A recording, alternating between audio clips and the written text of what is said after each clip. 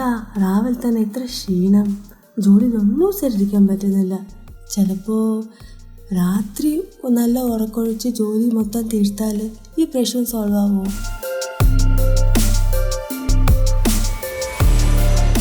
രാത്രി ഒന്നും ജോലി ചെയ്യാൻ പറ്റില്ലല്ലോ.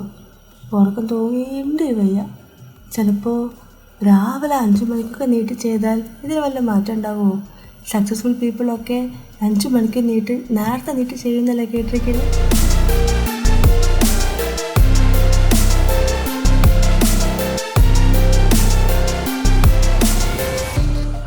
ഇപ്പോഴും നല്ല ക്ഷീണം ഉണ്ടല്ലോ. ഉറങ്ങിയ പോലേ ഇല്ല. മോർണിംഗ് ഹാബിറ്റാണോ ഈവനിങ് ഹാബിറ്റാണോ നമ്മുടെ ലൈഫിൽ വിജയിപ്പിക്കുക? നമ്മുടെ വീട്ടിലെല്ലാം നമ്മൾ ക്ലോക്ക് കണ്ടിട്ടുണ്ട് അല്ലേ? ടൈം പീസ്, അലാം ക്ലോക്കുകൾ നമ്മൾ ഫോണിൽ വെക്കാറുണ്ട് അല്ലേ? അതായത് രാവിലെ നേരത്തെ എണീക്കണമെങ്കിൽ അലാറം സെറ്റ് ചെയ്യാറുണ്ട്. ഇതേപോലെ തന്നെ നിങ്ങളുടെ ശരീരത്തിനകത്തും ഒരു ക്ലോക്ക് ഉണ്ട്. ഈ ക്ലോക്കിന് പറയുന്ന പേര് ബയോളജിക്കൽ ക്ലോക്ക് എന്നുള്ളതാണ്. നിങ്ങളുടെ എനർജി, നിങ്ങളുടെ മോട്ടിവേഷൻ, നിങ്ങളുടെ ഉത്സാഹം, നിങ്ങളെ ഹാർഡ് വർക്ക് ചെയ്യാനുള്ള കഴിവ്, എന്തിനും നിങ്ങളുടെ ഡിസിഷൻ മേക്കിംഗ് വരെ ഇതിനെ ഡിപ്പെൻഡ് ചെയ്തിട്ടാണ് ഇരിക്കുന്നത്. ചില ആൾക്കാർ നേരത്തെ എണീക്കുന്നവരായിരിക്കും പൊതുവെ, ചില ആൾക്കാർ വഴുകി കടന്നിട്ട് കുറേ വഴുകി എണീക്കുന്നവരായിരിക്കും. അപ്പോൾ 2 പേർക്കും ഏതാണ് ചേരുന്ന ഒരു ഹാബിറ്റ്, ഏത് ഹാബിറ്റാണ് അവരെ സക്സസ് ആക്കുക എന്ന് ചോദിക്കുകയാണെങ്കിൽ അത് അവരുടെ ജീവിത രീതിയും ജീവിത ശൈലിയും ചെയ്യുന്ന ജോലിയുമായിട്ട് കണക്റ്റഡ് ആണ്. അപ്പോൾ ജീവിതത്തിൽ വിജയിക്കുന്ന ആൾക്കാർ അവരുടെ ഹാബിറ്റ് രാവിലെ ചെയ്യുന്നതാണോ അല്ലെങ്കിൽ ഈവനിങ് ചെയ്യുന്നതാണോ, ഏതാണ് സക്സസ് ആക്കുന്നത് എന്ന് ചോദിക്കുകയാണെങ്കിൽ കുറച്ച് കോംപ്ലിക്കേറ്റഡ് ആയിട്ടുള്ളൊരു ചോദ്യമാണ്. എന്തായാലും നമുക്കതിനുള്ളൊരു ഉത്തരം കണ്ടുപിടിച്ചല്ലേ പറ്റുള്ളൂ. നോക്കാം. എന്തൊക്കെയായാലും വിജയത്തിലേക്ക് നയിക്കുന്ന മോർണിംഗ് ഹാബിറ്റ് ഏതൊക്കെയാണെന്നുള്ളത് നമുക്ക് ആദ്യം ഒന്ന് പരിചയപ്പെടാം. രാവിലെ നേരത്തെ എണീക്കുക എന്ന് പറയുന്നൊരു കാര്യമുണ്ട്. എല്ലാവർക്കും ബുദ്ധിമുട്ടുള്ള ഒരു കാര്യം തന്നെ ആയിരിക്കാം. കുറച്ച് പേര് മാത്രമേ ആ നേരത്തെ എണീക്കുള്ളൂ. നേരത്തെ എണീക്കുന്നവരുടെ ഒരു കാര്യത്തിൽ കൂടുതൽ എനർജറ്റിക് ആയിട്ട് അവർക്ക് ആ ദിവസം ഇരിക്കാൻ പറ്റും എന്നുള്ളതാണ് പറയപ്പെടുന്നത്. അതായത് സ്ഥിരമായിട്ട് നേരത്തെ എണീക്കുന്നവരുടെ കാര്യമാണ് പറയുന്നത്. അല്ലാതെ ഒരു രാത്രി നേരത്തെ കിടന്നുറങ്ങി രാവിലെ നേരത്തെ അങ്ങോട്ട് എണീറ്റേക്കാം, ഇന്ന് കുറച്ച് ഉഷാറ് കൂടിയേക്കും, അങ്ങനെയല്ല. നമ്മളിത് കണ്ടിന്യൂസ് ആയിട്ട് കൺസിസ്റ്റൻ്റ് ആയിട്ട് ചെയ്തുകൊണ്ടേ ഇരിക്കുമ്പോൾ ഉണ്ടാകുന്നൊരു മാറ്റമാണത്. നമ്മൾ നേരത്തെ എണീക്കുന്ന ഒരു ശീലത്തിലേക്ക് എത്തിക്കഴിഞ്ഞാൽ അന്നത്തെ ദിവസം ആ ദിവസം മൊത്തം നിങ്ങളുടെ കൺട്രോളിലായിരിക്കും.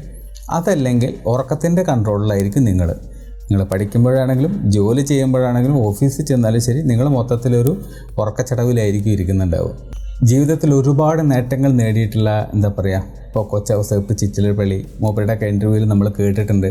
അല്ലെങ്കിൽ വിദേശ നാടുകളിലുള്ള വലിയ വലിയ വിജയം നേടിയിട്ടുള്ള ഇലോൺ മസ്കിനെ പോലുള്ള ഇങ്ങനെയുള്ള ആൾക്കാരൊക്കെ ഏകദേശം 6 മണിക്ക് മുമ്പ്, ഏറിപ്പോയാൽ 6 മണി, ആ ഒരു സമയത്താണ് അവർ രാവിലെ എണീക്കാറുള്ളത്.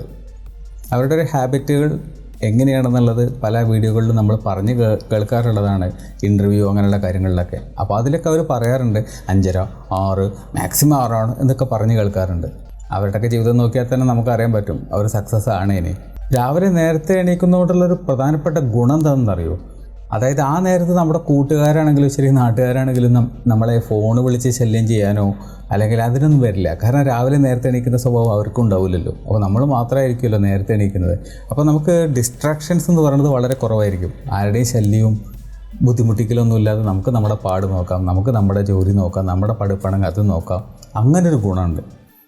അതല്ലെങ്കിൽ നമുക്ക് ഈ പറയുന്ന മെസ്സേജുകൾ, വാട്സപ്പ് മെസ്സേജുകൾ, നോട്ടിഫിക്കേഷൻസ് ഇതൊക്കെ ചറപറ വന്നുകൊണ്ടിരിക്കുമല്ലോ. നമ്മൾ എല്ലാവരും അലർട്ടായിട്ടിരിക്കുന്ന ആ ഒരു സമയത്ത്. അപ്പോൾ നേരത്തെ എണീക്കുന്നതുകൊണ്ട് നമുക്ക് കുറച്ച് കൂടുതൽ സമയം നമ്മുടെ മേഖലയിൽ നമുക്ക് ഫോക്കസ് ചെയ്യാൻ കിട്ടും എന്നുള്ളതാണ് ഏറ്റവും വലിയ കാര്യം. പിന്നെ രാവിലെ എണീക്കുന്ന ആൾക്കാർക്ക് അതിനോട് കൂടെ ഉണ്ടാകേണ്ട ഒന്നാണ് വർക്കൗട്ട് എന്ന് പറയുന്നത്, വ്യായാമം ചെയ്യുന്ന ആൾക്കാർക്കാണെങ്കിൽ എനർജി കൂടുതലായിരിക്കും. മാത്രമല്ല അവരുടെ അന്നത്തെ ദിവസം ഭയങ്കര ഹാപ്പി ആയിട്ട് കടന്നു പോവുകയും ചെയ്യും.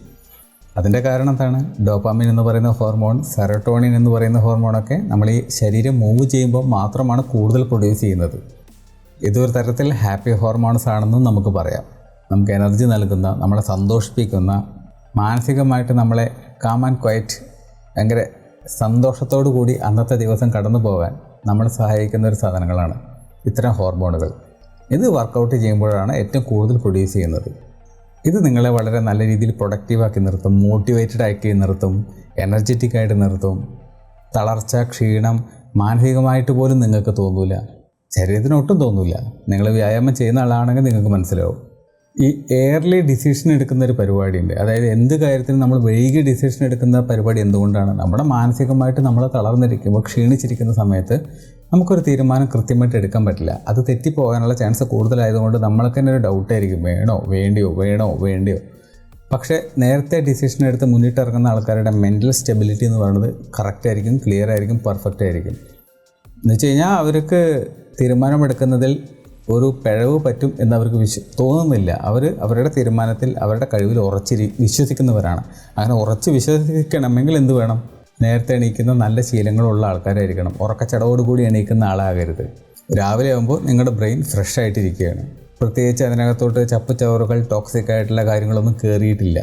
നിങ്ങൾക്ക് അന്നേക്ക് ചെയ്യേണ്ട എന്തൊക്കെ കാര്യങ്ങളുണ്ടോ ആ കാര്യങ്ങളൊക്കെ കൃത്യമായിട്ട് ഷെഡ്യൂൾ ചെയ്യാനും ആരംഭിക്കാനും പ്രയോറിറ്റിക്ക് അനുസരിച്ചിട്ട് ഓരോന്നായിട്ട് ചെയ്യുന്നതിനൊക്കെ ഏറ്റവും നല്ല ബെറ്റർ ആയിട്ടുള്ള ടൈമാണ് ആയിരിക്കും ആ ഒരു നേരത്തെ എണീക്കുന്ന സമയം.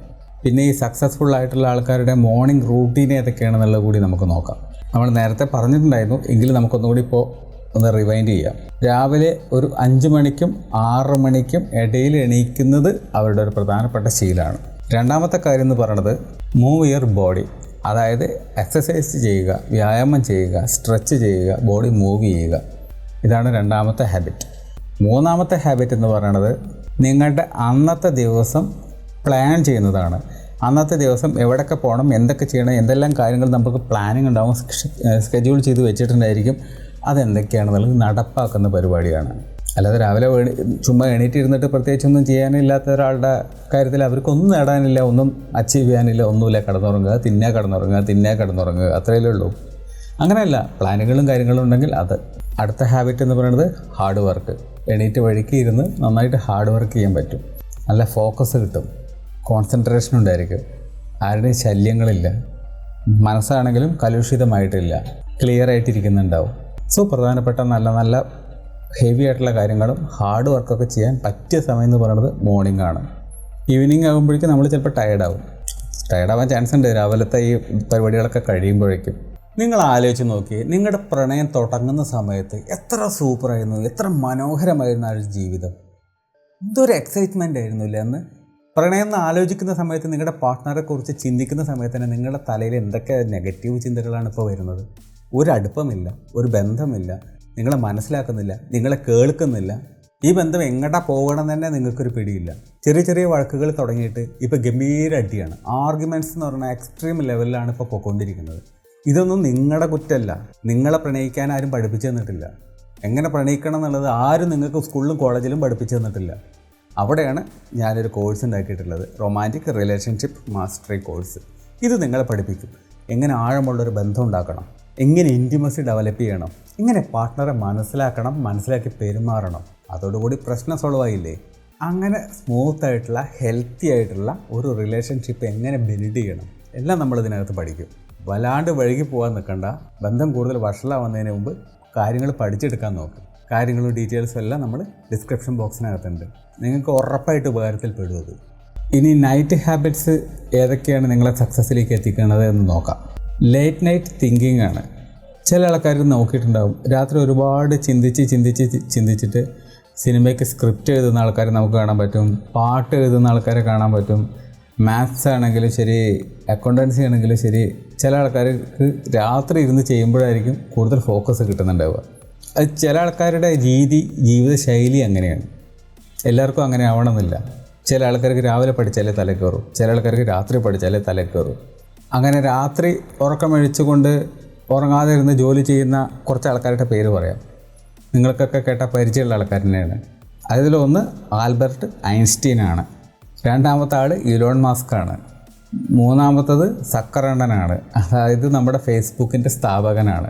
ഇവരൊക്കെ വൈകിട്ട് എണീക്കുന്ന ആൾക്കാരാണ്, രാവിലെ നേരത്തെ എണീക്കുന്ന ആൾക്കാരല്ല. ഇതൊക്കെ അവരെ കുറിച്ചിട്ടുള്ള വായിച്ചപ്പോഴാണ് മനസ്സിലാക്കാൻ പറ്റിയത്. ചില ഇൻ്റർവ്യൂവിലൊക്കെ അവർ പറഞ്ഞിട്ടുമുണ്ട്. ഇവരൊക്കെ നൈറ്റിൽ ഒരുപാട് ഇരുന്ന് വർക്ക് ചെയ്യുന്ന ആൾക്കാരാണ്.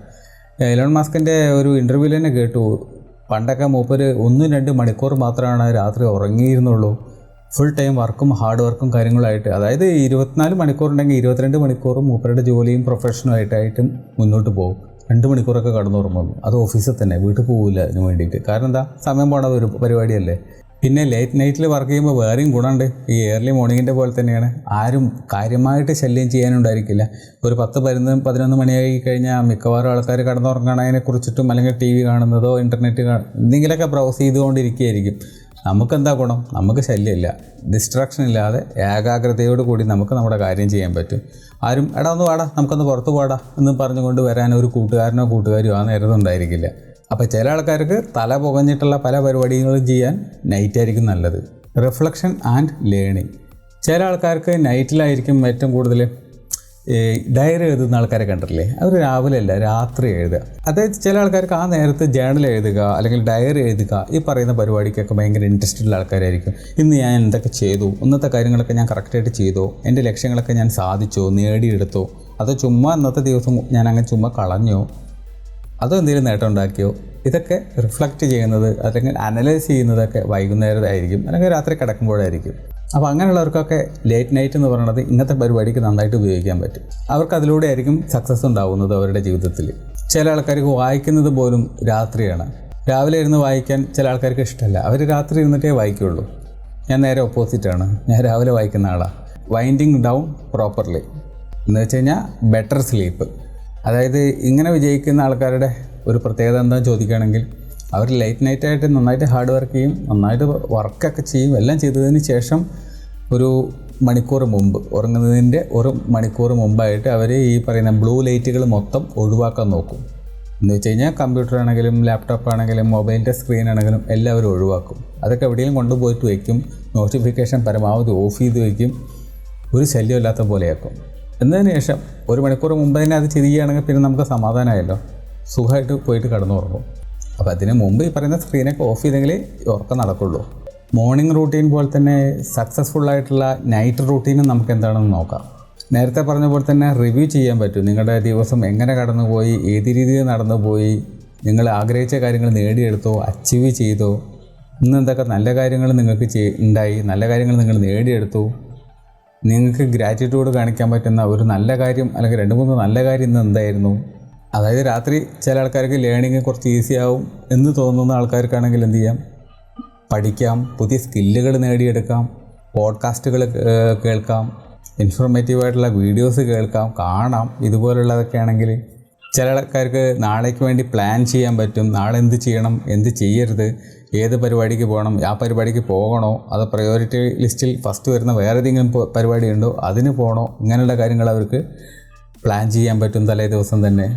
എല്ലാറ്റിനും ഒടുവിൽ ഒരു വൈൻഡ് ഡൗൺ എന്നുള്ള രീതിയിൽ ഒരു മെഡിറ്റേഷൻ, ചെറിയ രീതിയിലൊരു ധ്യാനത്തിലൂടെ ഉറക്കത്തിലേക്ക് പോവുക. കുറച്ച് നേരം ഇരുന്ന് ആലോചിക്കുന്നു, നമ്മൾ ഈ പറഞ്ഞ പോലെ റിഫ്ലക്ഷൻ നടത്തുന്നു, എന്തൊക്കെ നല്ല കാര്യങ്ങൾ നടന്നു, ആഗ്രഹിച്ചതൊക്കെ നേടിയോ, അത് ചുമ്മാന്ന് ഉറങ്ങിക്കിടന്ന് അങ്ങനെ തീർത്തോ, അത് എഫക്റ്റീവായിട്ട് നാളേക്ക് വേണ്ടി എന്തെങ്കിലും ചെയ്തോ, 10 റുപ്യൻ്റെയൊക്കെയുള്ള വഴി കണ്ടുപിടിച്ചോ, നാളേക്കുള്ള സമ്പാദിക്കാനുള്ള എന്തെങ്കിലും വഴികൾ കണ്ടുപിടിച്ചോ, സമ്പാദിക്കുന്നുണ്ടോ, ഇന്നത്തെ ദിവസം ഞാൻ കറക്റ്റായിട്ട് വിനിയോഗിച്ചോ. എന്താ ഇതൊക്കെ പറയാൻ കാരണം എന്നറിയോ? സമയം എന്ന് പറയുന്ന സാധനം 1 സെക്കൻഡ്, അത് കഴിഞ്ഞു, പാസ്റ്റായി, പിന്നെ നമുക്ക് തിരിച്ചു കിട്ടില്ല. പോയതാണ്. നഷ്ടപ്പെട്ട പണം നമുക്ക് തിരിച്ചെടുക്കാൻ പറ്റും നമ്മൾ പറയാറുണ്ട്. നഷ്ടപ്പെട്ട സമയമുണ്ടല്ലോ, അത് പോയത് തന്നെയാണ് മക്കളെ, തിരിച്ച് കിട്ടൂല. സോ ഒരാൾക്ക് വേണ്ടി നിങ്ങളുടെ സമയം നിങ്ങൾ വേസ്റ്റാക്കി കളയരുത്. ഉപകാരം ഉണ്ടെങ്കിലും ഓക്കെ, ഉപകാരമില്ലെങ്കിൽ വേസ്റ്റ് ആക്കരുത്. തിരിച്ച് കിട്ടാൻ പോകുന്നില്ല. നഷ്ടപ്പെട്ട ഓരോ നിമിഷവും വിലപ്പെട്ടതാണ്. അപ്പോൾ ചുരുക്കത്തിൽ പറഞ്ഞാൽ മോർണിംഗ് ഹാബിറ്റാണോ അതോ പറയുന്ന ഈവനിങ് ഹാബിറ്റാണോ അല്ലെങ്കിൽ രാത്രിയിലുള്ള ഹാബിറ്റാണോ ബെറ്റർ, നല്ലത്, സക്സസ് ആവാൻ നല്ലത്? അത് നിങ്ങളുടെ സ്വഭാവം, കയ്യിലിരിപ്പ്, നിങ്ങളുടെ ജീവിതശൈലി ഇതിനൊക്കെ ഡിപ്പെൻഡ് ചെയ്തുകൊണ്ടിരിക്കും. ഫോർ എക്സാമ്പിൾ പറയുകയാണെങ്കിൽ ഒരു ഡിസിപ്ലിൻ വേണം, ജീവിതത്തിന് ഒരു സ്ട്രക്ചർ വേണം, നല്ലൊരു ഏകാഗ്രത വേണം, ഫോക്കസ് വേണം. ഇങ്ങനെയൊക്കെ ആഗ്രഹിക്കുന്ന ആൾക്കാരാണെങ്കിൽ മോർണിംഗ് ഹാബിറ്റ് അവർക്ക് നല്ലതായിരിക്കും. അതേപോലെ തന്നെ നേരത്തെ എണീക്കുന്ന സ്വഭാവം നിങ്ങൾ ശീലിച്ച ആൾക്കാരാണെങ്കിൽ, അതായത് 10-20 വയസ്സ് വരെ 8 മണിക്ക് വരെ കടന്നുറങ്ങിയിരുന്ന ആൾക്കാരാണെങ്കിൽ ഒരു പക്ഷേ അവർക്ക് ഏർലി മോർണിംഗിലേക്ക് മാറുക എന്ന് പറയുന്നത് കുറച്ച് ബുദ്ധിമുട്ടുള്ളൊരു കാര്യമായിരിക്കാം. ബട്ട് എങ്ങനെയോ നിങ്ങൾ കുറച്ച് കാലങ്ങളായിട്ട് മോർണിംഗിൽ നേരത്തെ എണീറ്റ് ശീലിച്ച ഒരാളാണെങ്കിൽ നിങ്ങൾക്ക് എനർജി ഉണ്ടാകുന്ന ഒരു കാര്യമായിരിക്കും അത്. സോ അങ്ങനെയുള്ള ആൾക്കാർ മാത്രമേ അത് ഫോക്കസ് ചെയ്തിട്ട് കാര്യമുള്ളൂ. അല്ല ഒരു 10-25-30 വയസ്സ് വരെ 7 മണി വരെ കടന്നുറങ്ങിയിരുന്ന ഒരാൾ പെട്ടെന്നൊരു സുപ്രഭാതത്തിൽ 4:30-ക്കും 5 മണിക്കും എണീക്കാനായിട്ട് ശ്രമം നടത്തി കഴിഞ്ഞാൽ സക്സസ് ആകാൻ കുറച്ച് പാടുപെടും. ആവില്ല എന്ന് പറയില്ല, നന്നായിട്ട് പാടുപെടും. അതുവരേക്കും എനർജി 0 ആയിരിക്കും, ഉറക്കച്ചടവിൻ്റെ അങ്ങേയറ്റമായിരിക്കും. എന്നാൽ ശീലിച്ചവർക്ക് അതുതന്നെയാണ് ഏറ്റവും ബെസ്റ്റ്. അപ്പോൾ കൺസിസ്റ്റൻ്റായിട്ട് നിങ്ങൾ ചെയ്യുന്ന നിങ്ങളുടെ ജീവിതവും നിങ്ങളുടെ ജീവിത ശൈലിയും നിങ്ങളുടെ ഹാബിറ്റും ഇതിനെ ഇൻഫ്ലുവൻസ് ചെയ്യുന്നുണ്ട് എന്നാണ് പറഞ്ഞു വരുന്നത്. ഇനി നൈറ്റിലെ ഹാബിറ്റുകൾ ആർക്കാണ് ഏറ്റവും കൂടുതൽ സക്സസ് ആവുന്നത് എന്ന് നോക്കാം. തിങ്ക് ചെയ്യുന്ന ആൾക്കാരുണ്ടല്ലോ, ഈ കവിത എഴുതുക, കഥ എഴുതുക, നോവൽ എഴുതുക, അല്ലെങ്കിൽ പാട്ട് എഴുതുക, ബുക്ക് എഴുതുക, ചിത്രം വരയ്ക്കുക, ചിന്തകർ, ഇങ്ങനെയുള്ള ആൾക്കാർക്കൊക്കെ ക്രിയേറ്റീവായിട്ടുള്ള മേഖലയിൽ ജോലി ചെയ്യുന്നവർക്ക് ചിലപ്പോൾ നൈറ്റ് നന്നായിട്ട് വർക്കൗട്ട് ആവും. കാരണം അവർക്ക് സൈലൻസ് വേണം എന്നാഗ്രഹിക്കുന്നവരാണെങ്കിൽ ഉറപ്പായിട്ടും അവർക്ക് നൈറ്റ് വർക്കൗട്ട് ആവും. കാരണം നൈറ്റിലേക്ക് പോകുന്തോറും, സമയം കടന്നു പോകുന്തോറും സൈലൻസ് കൂടിക്കൂടിയേ വരിക. പകലങ്ങനെയല്ല. രാവിലെ 5 മണിക്ക് എണീറ്റാലും ഓരോ മിനിറ്റ് കഴിയുന്തോറും സൗണ്ട് കൂടിക്കൂടിയാണ് വരുന്നത്. പലപ്പോഴും പല ആൾക്കാർക്കും നേരത്തെ രാവിലെ എണീക്കുക എന്ന് പറയുന്നത് കഷ്ടപ്പാടായിട്ട് തോന്നുന്ന പല ആൾക്കാർക്ക് പോലും നൈറ്റിൽ വഴുകി ഉറങ്ങുക എന്ന് പറയുന്നത് ഒരു പ്രശ്നമേ അല്ല. ഇപ്പം എൻ്റെയൊക്കെ കാര്യത്തിൽ നിങ്ങൾക്ക് തന്നെ കണ്ടറിയാൻ പറ്റും, ഒരു ഡാർക്ക് സർക്കിളൊക്കെ വന്നിട്ടുണ്ടാവും. എന്താ കാരണം? വഴുകി ഉറങ്ങിയിട്ട് തന്നെയാണ്. 12 മണി തൊട്ട് 2 മണീൻ്റെ അകത്താണ് എൻ്റെ ഉറക്കം. കാരണം എൻ്റെ മെയിനായിട്ടുള്ള എല്ലാ വർക്കും കാര്യങ്ങളും ഒക്കെ നടത്തുന്നത് ഞാൻ നൈറ്റിലാണ്. അതായത് നൈറ്റ് ഹാബിറ്റ് കൊണ്ട് സക്സസ് ഉണ്ടാക്കാൻ പറ്റുമോ എന്നാലോചിച്ചുകൊണ്ട് ജോലി ചെയ്യുന്ന അല്ലെങ്കിൽ വർക്ക് ചെയ്യുന്ന ഒരുത്തനാണ് ഞാൻ. എനിക്ക് മോർണിംഗ് ഹാബിറ്റ് സെറ്റ് ആവില്ല. മാക്സിമം ഞാനൊരു 6:45 7 അതാണ് എൻ്റെ ഒരു ടൈം. അതിന് മുമ്പ് 6 മണിക്ക് മുമ്പൊക്കെ എണീക്കുക എന്ന് പറയുന്നത് എനിക്ക് ചിന്തിക്കാൻ പറ്റില്ല. അപ്പോൾ എനിക്ക് എന്ത് പറ്റും അതാണ് ഇപ്പോൾ ഞാൻ നിങ്ങൾക്ക് പറഞ്ഞു തരുന്നത്. അപ്പോൾ നിങ്ങൾക്കിതിൽ ഏതാ പറ്റണത് എന്നുള്ളത് നിങ്ങൾ നോക്കുക. അപ്പോൾ ഒരു അൾട്ടിമേറ്റ് ആയിട്ടുള്ളൊരു ആൻസർ എന്താണ്, കൺക്ലൂഷൻ എന്താണെന്ന് ചോദിക്കുകയാണെങ്കിൽ ഇത് ടൈമിനെ കുറിച്ചിട്ടോ അല്ലെങ്കിൽ ടൈം ബേസ് ചെയ്തിട്ടുള്ളൊരു കളിയല്ല. ഇത് കൺസിസ്റ്റൻസിയുമായിട്ട് ബന്ധപ്പെട്ട ഒരു കളിയാണ്. നിങ്ങൾ ഇതുവരെ ശീലിച്ചു വന്ന രീതി എന്താണ് അതിനെ ബേസ് ചെയ്തിട്ടാണ്. ഏതൊരു പട്ടി അവിടെ കിടന്ന് കുരയ്ക്കുന്നുണ്ട്, അതിൻ്റെ വായടക്കാൻ നമുക്ക് പറ്റൂല. ഒരു 100-200 മീറ്റർ ദൂരെയാണത്, പക്ഷെ നല്ല സൗണ്ടാണ്. ദയവ് ചെയ്ത് അതിൻ്റെ സൗണ്ട് നിങ്ങൾ ക്ഷമിക്കുക. ഈ വീഡിയോക്കകത്ത് വന്നതിൽ പറഞ്ഞു വരണത് ഈ മോർണിംഗ് ഹാബിറ്റും ഈവനിങ് ഹാബിറ്റും, അതായത് നൈറ്റ് ഹാബിറ്റും നിങ്ങളെ സക്സസ്സിൽ എത്തിക്കും. അതിൽ യാതൊരു ഡൗട്ടും വേണ്ട. അത് ആര് ഫോളോ ചെയ്യുന്നു എന്നുള്ളിടത്താണ്, ഏത് രീതിയിൽ പോകുന്നു എന്നുള്ളിടത്താണ്. രാവിലെ എണീറ്റ് ശീലമുള്ള ആൾക്കാരുണ്ടായിരിക്കും. അച്ഛനും അമ്മയ്ക്കും രാവിലെ എണീറ്റ് ജോലിക്ക് പോകണം എന്ന് പറയുന്ന സ്ഥിതിക്ക് നേരത്തെ എണീക്കാൻ ബാധ്യസ്ഥരായിട്ടുള്ള മക്കളുള്ള വീടുകളുണ്ട്. അവർക്ക് അതായിരിക്കും സെറ്റാവുക. അവർക്ക് ലേറ്റ് നൈറ്റ് തീരെ സെറ്റാവില്ല. ഇപ്പം എൻ്റെ ഭാര്യയ്ക്ക് നേരെ തിരിച്ചാണ്. അതായത് വൈഫിന് രാത്രി വൈകി വേറെ ഇരുന്ന് പഠിക്കുക എന്നൊക്കെ പറയുക, അല്ലെങ്കിൽ ജോലി ചെയ്യുക എന്ന് പറയുന്നത് ചിന്തിക്കാൻ പോലും പറ്റില്ല. പക്ഷേ എനിക്ക് പറ്റും.